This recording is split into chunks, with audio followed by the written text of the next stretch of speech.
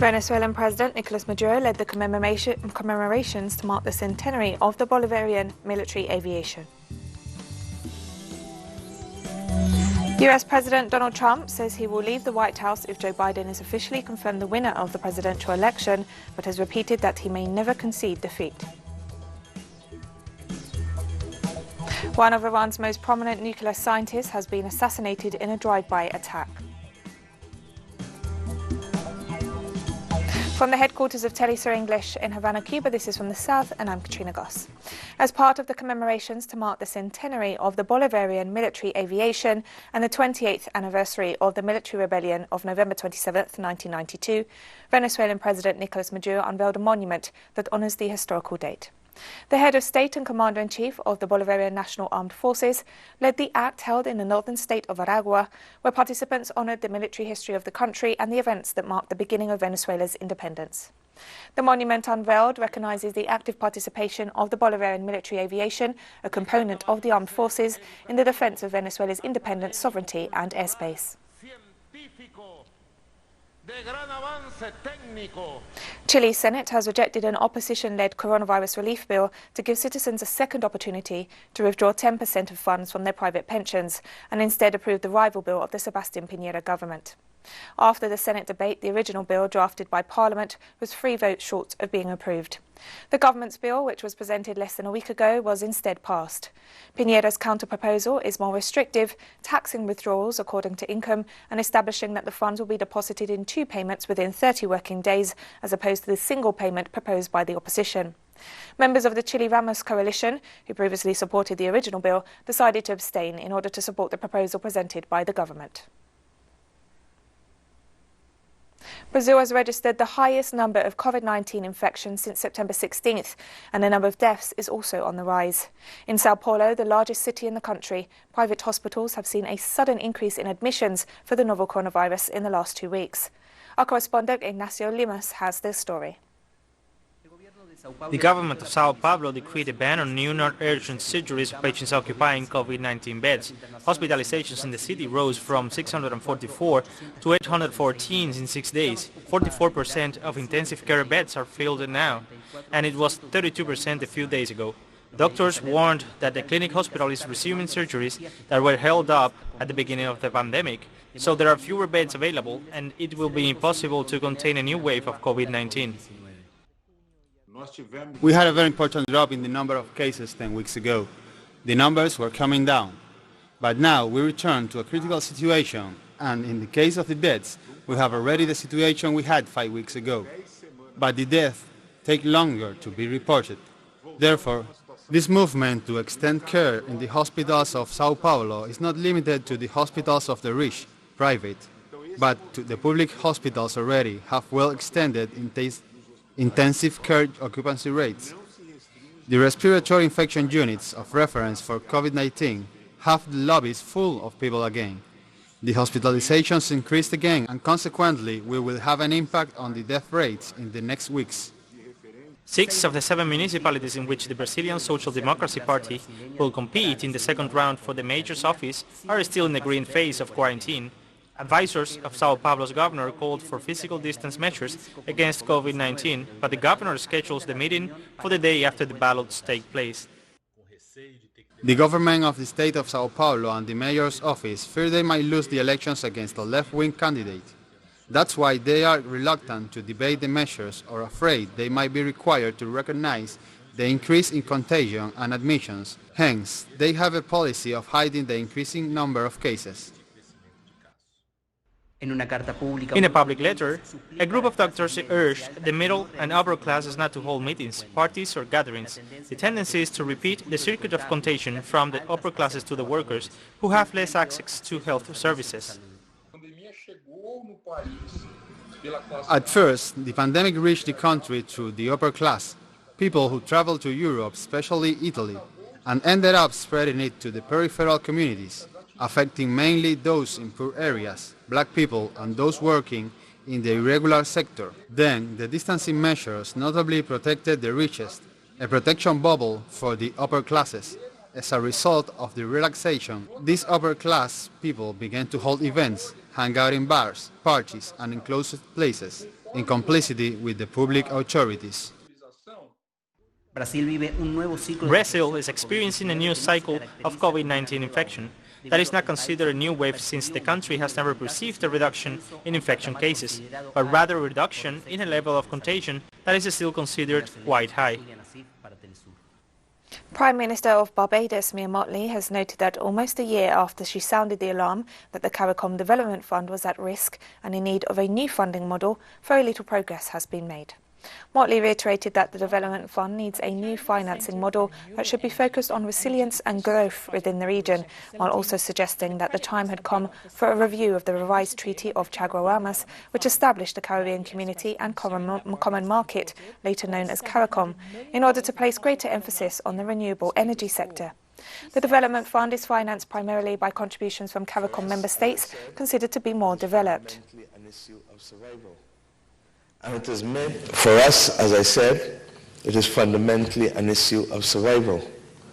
And it is meant that we will have to discuss whether in truth and in fact we may need as a country to recognize that there is a cost to smallness and there is a cost to our wanting to survive, and that cost will be borne by us all by making the transition to renewable energy. Thursday saw thousands gathered to bid a final farewell to football legend Diego Maradona as he was laid to rest following his death on Wednesday. Huge lines of people queued to bid Maradona farewell at the presidential palace, where his coffin was put on public display before a funeral procession through the Argentine capital, Buenos Aires, to the Jardín de Bellavista cemetery on the outskirts of the city, where he was buried in an intimate ceremony among his loved ones. One of the greatest footballers of all time, the World Cup winner, died aged 60, sparking grief among his followers across the world. Saying goodbye to the greatest, the best in the world. Yesterday football died, a glory was gone. I'm here for that, because he is the greatest of all the greats, and none can equal him. The star. I think our life was marked by Maradona. Great Diego Maradona, a great. And in Spain, hundreds of people gathered in the city of Barcelona late Thursday, setting off fireworks, beating drums and waving flags as they paid tribute to football great Diego Maradona.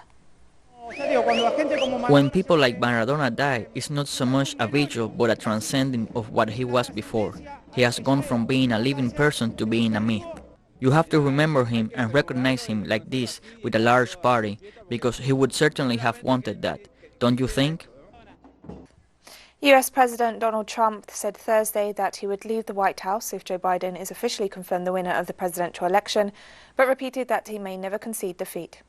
Trump has made an unprecedented attempt to defy the results of the November 3rd vote, spreading wild theories about stolen ballots and launching baseless legal challenges that have been thrown out by courts across the country. Answering his first questions from reporters since the election, Trump did not say whether he would attend Biden's inauguration ceremony on January 20th. The deadline for solving electoral disputes in all states, including recounts and related legal disputes, is December 8th. The Electoral College will then meet on December 14th to make the results official.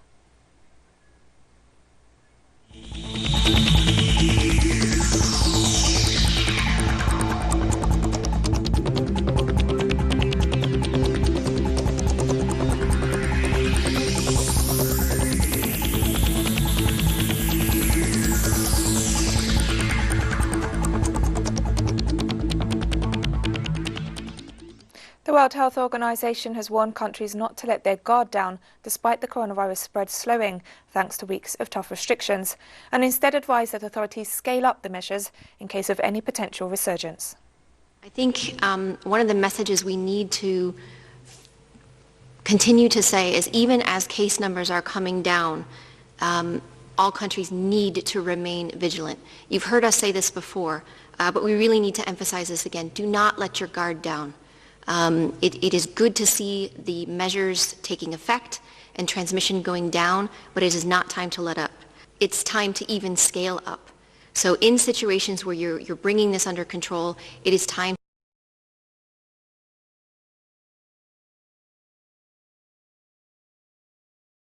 to scale up your public health infrastructure still. Work on making sure that you have adequate workforce to do active case finding, to conduct those tests. to use those tests strategically, as you heard us say many times and the Director General emphasize again today, to work to have your health systems be ready for any potential resurgence. A Scottish university announced it will roll out mass COVID-19 testing for students before the Christmas break. The University of St Andrews will roll out the free tests for all students on Saturday. The tests are voluntary, but students have been advised to take them in order to avoid spreading the virus to their family or friends over the holidays. Students will be notified of the test result by email or text within 24 hours. I'm going to take a test before I go home, and then when I get home, I'll take a test, and then quarantine. When I come back here, I'll take a test. Just because I want to make sure, it's free. I don't have to have symptoms to do it. I feel like it's the safest way to go about, traveling, going overseas. I think it's just the safest way to handle it. Yeah, I'm definitely going to take a test. I'm only down the road, but it's a huge peace of mind just to be able to go home and be with my family, knowing that everything's safe and everything's well, and we're lucky enough that we're able to be together in Christmas, and I don't want anything to compromise that, so I'm definitely going to be taking a test.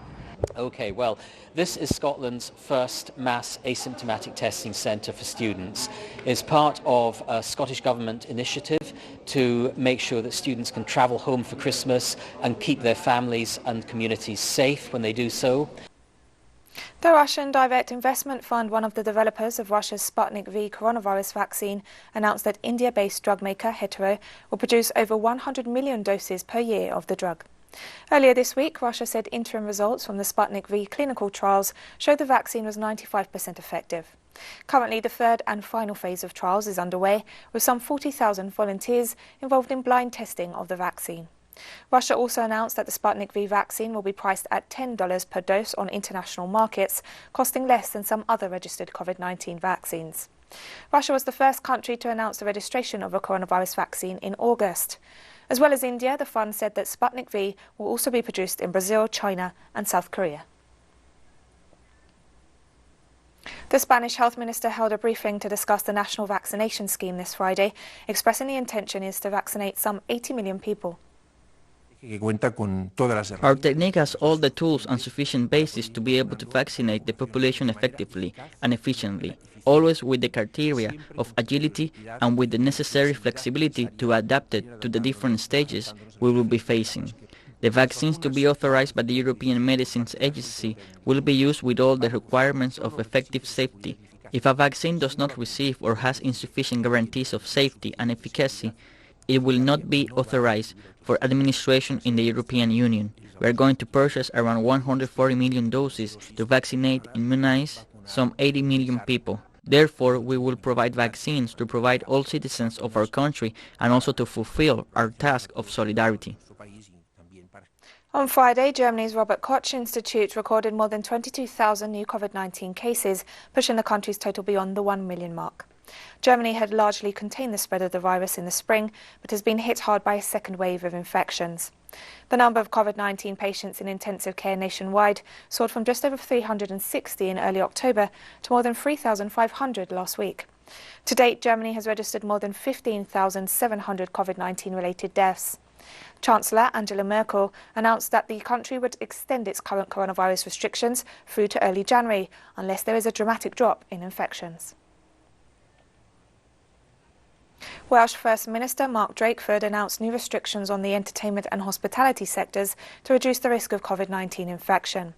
The announcement came less than a month after the country emerged from a 2-week lockdown.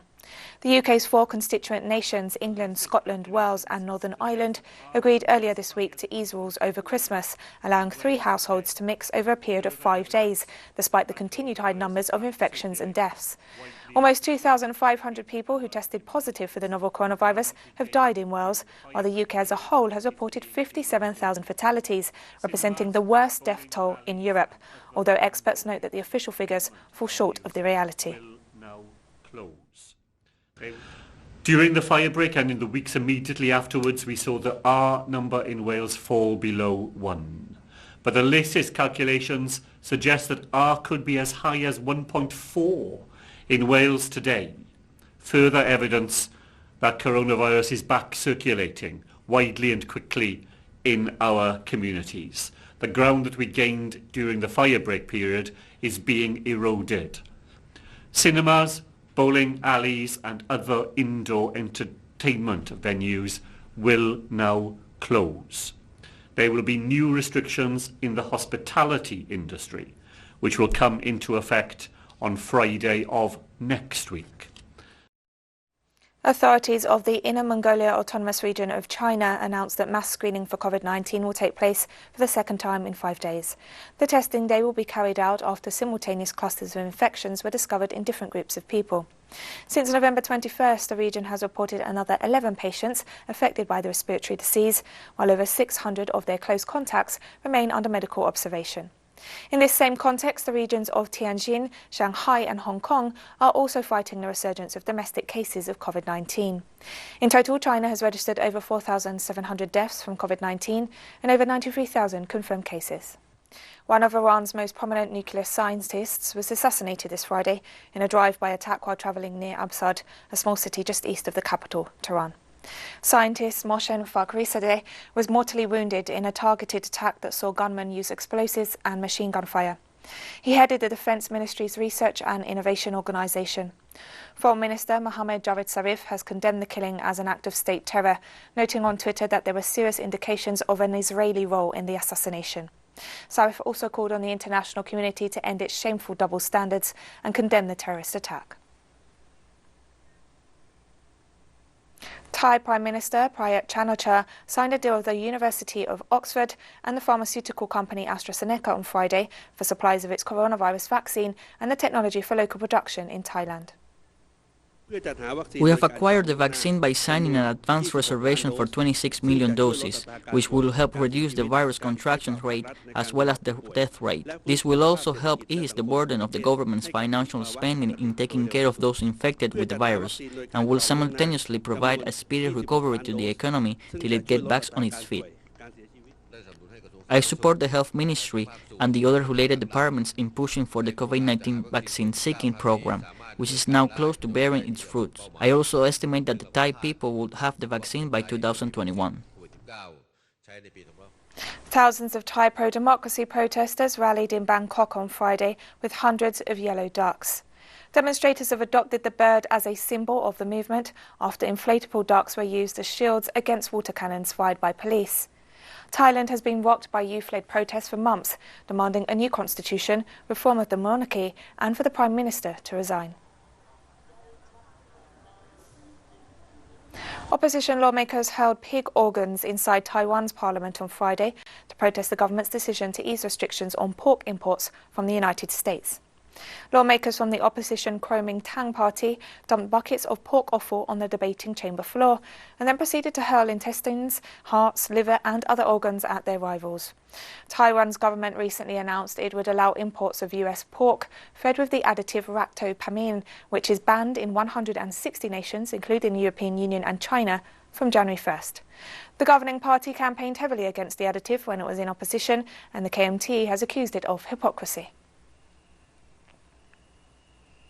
According to a UN report, more than 1 million Palestinians in the besieged Gaza Strip live below the poverty line. A report issued by the United Nations Conference on Trade and Development notes that the result of the blockade imposed by the occupying Israeli regime has been the almost complete collapse of the regional economy of Gaza and its isolation from the Palestinian economy and the rest of the world. The document also points out that the lack of access to clean water and electricity affects the majority of the population and urges Israel to lift the blockade, restore freedom of movement and allow free trade. The Gaza Strip has been under an inhumane siege imposed by Israel since 2007, has been the scene of 3 wars since 2008.